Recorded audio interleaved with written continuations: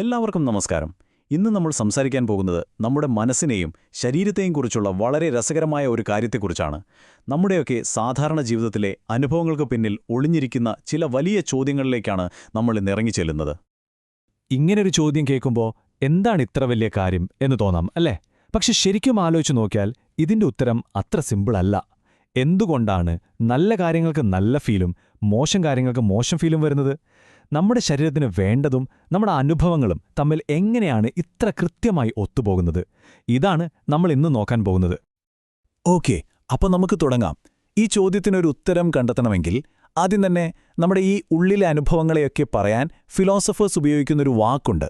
അത് നമ്മളൊന്ന് മനസ്സിലാക്കണം. അതിനെയാണ് ഖുറാലിയ എന്ന് പറയുന്നത്. അതായത് ഒരു എക്സ്പീരിയൻസിന്റെ ആ ഒരു തനതായ ഫീൽ. ഇപ്പോൾ ഒരു ഉദാഹരണം പറഞ്ഞാൽ, ജീവിതത്തിൽ ഒരിക്കലും ചുവപ്പ് നിറം കണ്ടിട്ടില്ലാത്ത ഒരാളോട് ആ നിറം കാണുമ്പോഴുള്ളൊരു ഫീൽ എന്താണെന്ന് നിങ്ങൾക്ക് എങ്ങനെ വിശദീകരിക്കും? പറ്റില്ല. എത്രയൊക്കെ ഫിസിക്സും കെമിസ്ട്രിയും പറഞ്ഞുകൊടുത്താലും ആ ഒരു അനുഭവം എന്താണെന്ന് അവർക്ക് മനസ്സിലാവില്ല. കാരണം അത് നേരിട്ട് എക്സ്പീരിയൻസ് ചെയ്യേണ്ട ഒന്നാണ്. അപ്പോൾ ക്വാലിയ എന്താണെന്നൊരു ഐഡിയ കിട്ടിയല്ലോ അല്ലേ? ഇനി നമുക്ക് അടുത്തൊരു കോൺസെപ്റ്റിലേക്ക് പോകാം. അതായത് നമ്മുടെ ബ്രെയിനും ഈ പറഞ്ഞ ക്വാലിയ, അതായത് നമ്മുടെ ഫീലിംഗ്സും തമ്മിലുള്ള ബന്ധം എന്താണെന്ന് പറയുന്ന ഒരു പ്രധാനപ്പെട്ട തിയറിയാണ് നമ്മൾ നോക്കാൻ പോകുന്നത്. സിമ്പിളായി പറഞ്ഞാൽ ഇതൊരു വൺ വേ റോഡ് പോലെയാണ്. അതായത് നമ്മുടെ തലച്ചോറിലെ ചില കാര്യങ്ങൾ നടക്കുമ്പോൾ അത് കാരണം നമുക്ക് ഫീലിംഗ്സ് ഉണ്ടാകുന്നു.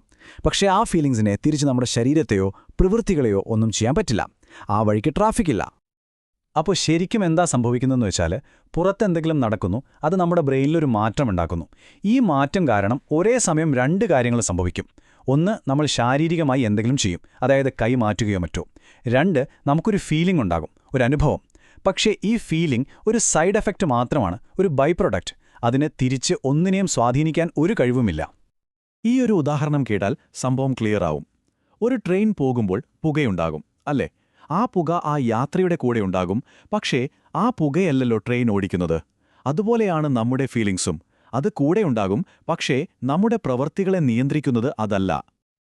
ഈ പറഞ്ഞ തിയറി, അതായത് എപ്പിഫെനോമെനലിസം, ശരിയാണെങ്കിൽ എന്ത് സംഭവിക്കും എന്ന് മനസ്സിലാക്കാൻ സഹായിക്കുന്ന ഒരു കിടിലൻ തോട്ട് എക്സ്പെരിമെന്റ് ഉണ്ട്.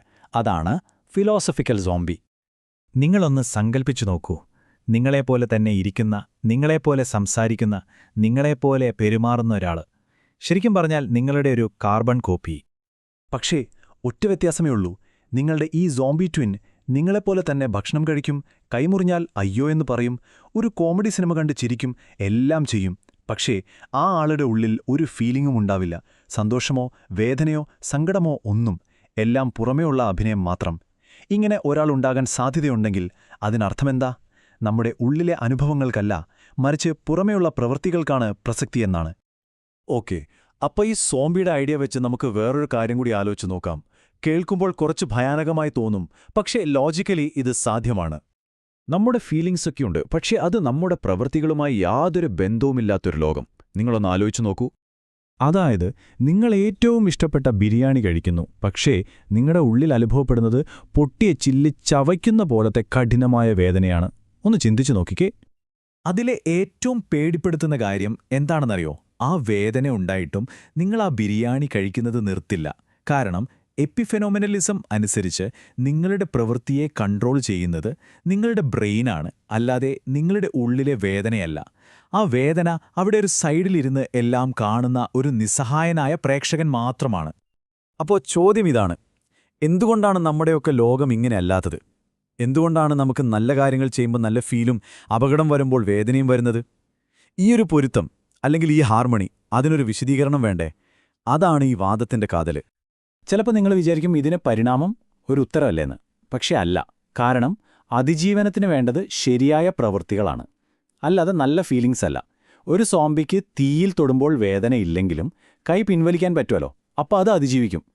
പരിണാമം എപ്പോഴും നല്ല പെരുമാറ്റങ്ങളെയാണ് തിരഞ്ഞെടുക്കുക, നല്ല ഫീലിംഗ്സിനെയല്ല.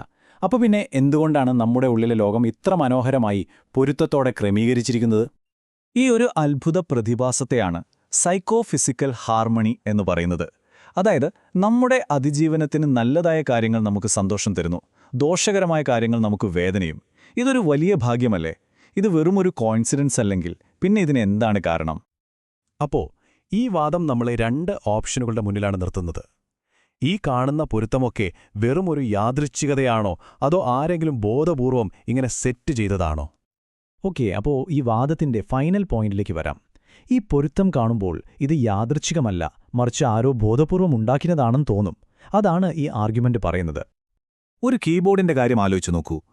കെ എന്ന കീ പ്രസ് ചെയ്യുമ്പോൾ സ്ക്രീനിൽ കെ എന്ന് വരുന്നത് എന്തുകൊണ്ടാണ്? കാരണം ഒരു പ്രോഗ്രാമർ ആ നിയമം അങ്ങനെ സെറ്റ് ചെയ്തു. വേണമെങ്കിൽ കെ അമർത്തുമ്പോൾ പി എന്ന് വരാനും പ്രോഗ്രാം ചെയ്യാമായിരുന്നില്ലേ? അതുപോലെയാണ് ഇതും. അപ്പോൾ ഈ വാദത്തിന്റെ ലോജിക് നമുക്കൊന്ന് ചുരുക്കി പറയാം. ഒന്നാമത്തെ കാര്യം, നമ്മുടെ ശരീരവും നമ്മുടെ അനുഭവങ്ങളും തമ്മിൽ ഒരു ഭയങ്കര ഹാർമണി, ഒരു പൊരുത്തമുണ്ട്. രണ്ടാമത്തെ കാര്യം, ഇത് വെറുതെ അങ്ങ് സംഭവിച്ചു എന്ന് വിശ്വസിക്കാൻ പാടാണ്. അതിനുള്ള സാധ്യത വളരെ കുറവാണ്. അപ്പോൾ പിന്നെ മൂന്നാമത്തെ നിഗമനം എന്താണ്? ഇതാരോ ബുദ്ധിപൂർവ്വം ഡിസൈൻ ചെയ്തതാകാനാണ് ഏറ്റവും നല്ല സാധ്യത. ഈ വാദം പറയുന്നത് ഒരു ഡിസൈനറുണ്ട് എന്ന് മാത്രമല്ല, ആ ഡിസൈനർ ഒരു നല്ലയാളായിരിക്കണം എന്നാണ്. കാരണം നമ്മൾ വെറുതെ അതിജീവിച്ചാൽ മാത്രം പോരാ, നമുക്ക് നല്ല അനുഭവങ്ങൾ കൂടി വേണമെന്ന് ആ ഡിസൈനർ ആഗ്രഹിച്ചു. അല്ലെങ്കിൽ നമ്മുടെയൊക്കെ ജീവിതം ഒരു ദുരിതപൂർണമായ ഒന്നാക്കി മാറ്റാമായിരുന്നില്ലേ? അവസാനമായി ഈയൊരു ചോദ്യം ഞാൻ നിങ്ങൾക്ക് വിട്ടുതരികയാണ്. നമ്മൾ ദിവസവും അനുഭവിക്കുന്ന ഈ സന്തോഷങ്ങളും വേദനകളുമൊന്നും നമ്മളത്ര കാര്യമായി എടുക്കാറില്ല. പക്ഷെ അതിനെക്കുറിച്ചൊന്ന് ആഴത്തിൽ ചിന്തിക്കുമ്പോൾ അത് നമ്മുടെ ലോകത്തെക്കുറിച്ചുള്ള കാഴ്ചപ്പാടുകളെ തന്നെ മാറ്റിമറിക്കാൻ ശക്തിയുള്ള ഒന്നാണ്. അപ്പോൾ നിങ്ങളുടെ അഭിപ്രായത്തിൽ എന്താണ്? നമ്മുടെയൊക്കെ സന്തോഷമെന്ന് പറയുന്നത് വെറുമൊരു ആക്സിഡന്റ് ആണോ? അതോ ഈ ലോകത്തിന്റെ ഡിസൈനിൽ തന്നെ ബോധപൂർവം ഉൾപ്പെടുത്തിയൊരു ഫീച്ചറാണോ?